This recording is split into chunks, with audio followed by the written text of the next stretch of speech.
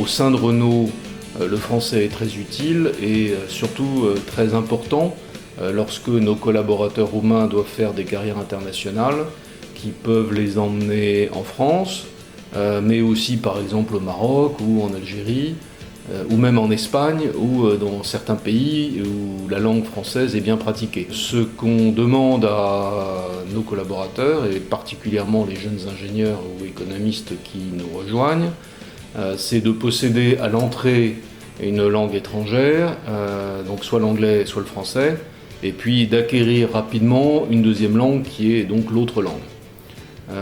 Et puis je peux aussi ajouter qu'on demande de plus en plus la langue russe, dans la mesure où on est intégré au sein d'une région qui comprend la Russie, la Roumanie, la Turquie et d'autres pays. La francophonie est tout à fait bien développée dans le monde, avec plus de 200 millions de personnes francophones. Donc parler français, c'est avoir accès à tout cet univers, en Europe, en Amérique, en Afrique, donc dans de nombreux pays. C'est aussi encore un langage qui est bien utilisé dans les universités d'autres pays. Si on revient maintenant sur le groupe Renault lui-même, donc travailler chez Renault, comme je l'ai dit précédemment, c'est travailler pour un très grand groupe de 120 000 personnes, près de 300 000 avec Nissan. Donc c'est l'opportunité de se développer dans ce groupe, en commençant par la Roumanie, mais si les compétences métiers et la communication est présente, donc on peut construire et proposer aux collaborateurs roumains des parcours internationaux. Donc en pratique, ce qui se passe le plus souvent, c'est que dans les 8 à 10 ans suivant l'arrivée dans le groupe, on peut proposer une expatriation pendant plusieurs années en France, dans un pays francophone, et bien sûr aussi pour les anglophones dans un pays anglophone. Donc tout est possible. Comme on l'a dit précédemment, cela suppose que vous ayez la volonté de bien apprendre le français de tous les jours, mais aussi le français technique, qui s'apprend rapidement. Si le français n'a plus la place qu'il avait, sa place passée, il l'a eue. Et c'est donc quand même une langue avec une richesse en termes de patrimoine, de littérature, de création qui est extraordinaire. Et la possibilité de découvrir les œuvres dans une langue originale, je pense que j'aime beaucoup les traductions, mais il n'y a rien qui remplace ça.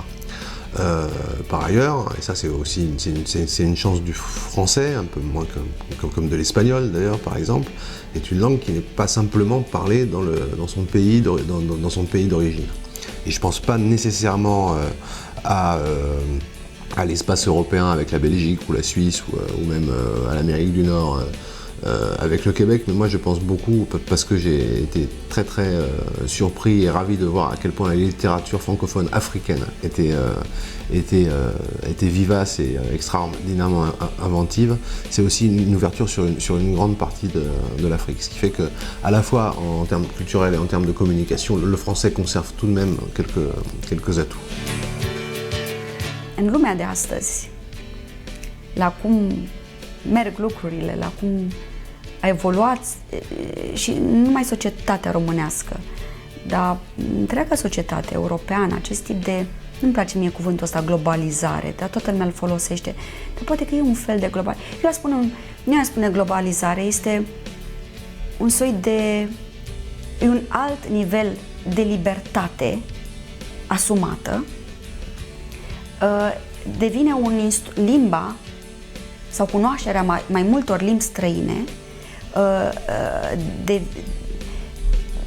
cunoașterea devine absolut obligatorie. Vrem să cunoaștem și să ne dăm conturul personalității noastre, nu? Vizitând, văzând cât mai mult, sigur, dincolo de cuvântul scris dintr-o carte, da? Vrem să vedem în primul rând la televizor, dar vedem pe internet. După aia avem posibilitatea să ne luăm un bilet de avion și să plecăm în străinătate, să vedem pe viu altă cultură, să o cunoaștem, să tangentăm cu ea. Apoi mai târziu avem ocazia să interacționăm cu altă cultură în diverse proiecte. Cum faci asta fără a avea instrumentul esențial al cuvântului, al limbii vorbite? Deci devine esențial. Ce langage de la recherche, de la publication scientifique n'est qu'une petite partie, qu'une très petite partie même de tout l'environnement linguistique dans lequel un scientifique fait sa carrière. Et c'est là qu'est le vrai enjeu. Le vrai enjeu, il est moins dans la langue dans laquelle on publie que dans la langue dans laquelle on travaille, dans laquelle on discute et dans laquelle on échange. Et toute la bataille doit encore être menée pour que le français reste une langue importante de discussion, pour que la communauté francophone mathématique mondiale conserve toute son ampleur, pour que le vocabulaire soit là en français, pour que les idées soient là en français, et pour que finalement nous ayons des filières, un public d'étudiants qui sera attiré par l'opportunité d'étudier en français. Ça va peut-être paraître un peu, qu'est-ce qu'on va dire, un peu prétentieux quand je vais dire ça, mais le français a sa place, reconnu comme une langue extraordinaire, tout en nuances, avec tout ce corpus littéraire extraordinaire aussi. Il n'est pas rare d'entendre des anglophones vous exprimer toute leur admiration pour la langue française, avec toute sa finesse et sa subtilité.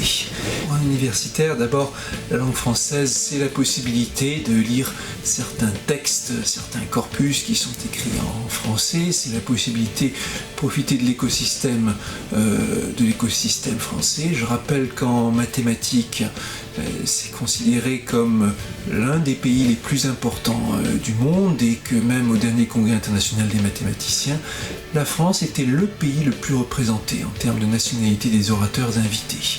C'est dire à quel point la mathématique dite en français conserve son importance. Mais au-delà, apprendre le français, c'est aussi la possibilité de s'initier, de pénétrer dans une culture qui a donné le là intellectuel mondial pendant des siècles, qui a donné un corpus littéraire reconnu comme l'un des plus riches du monde, et aussi de s'immerger dans une langue dont les nuances et la subtilité continuent d'émerveiller le monde entier. Parler le français, c'est aussi l'opportunité de s'intégrer au système universitaire français, qui reste un système extrêmement riche avec nombre d'opportunités, et c'est aussi la possibilité de profiter de certains enseignements qui sont uniques au monde d'une certaine façon. Il y a certains cours qui se font ici, qui se font à Paris, qui se font à Lyon, dans certains cadres, qui se font dans d'autres villes, dont vous ne trouverez pas l'équivalent ailleurs. L'écosystème francophone hors de la France est une occasion considérable qui est ratée aussi quand les jeunes générations se disent qu'ils n'ont pas besoin d'apprendre le français que maîtrisaient leurs parents et qui était inscrit dans leur culture depuis des siècles pour certains pays.